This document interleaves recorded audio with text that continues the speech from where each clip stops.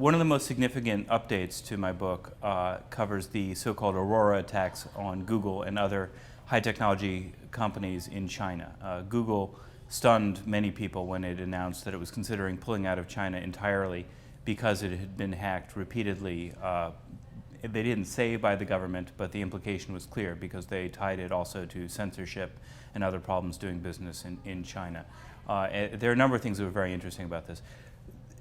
Wide-scale Chinese espionage, economic espionage mainly, against Western companies has been going on for years, and it's sort of an open secret. But it's very rare that a company will cop to it, that will say our defenses were breached.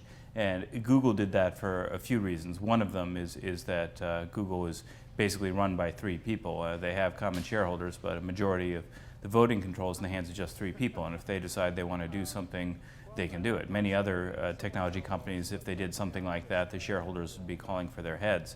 They didn't in this case, and they wouldn't have gotten anywhere if they had. But in my book and in my writing for the Financial Times, I did trace pretty good evidence that tied the attacks to the Chinese military. There are 2 key points here.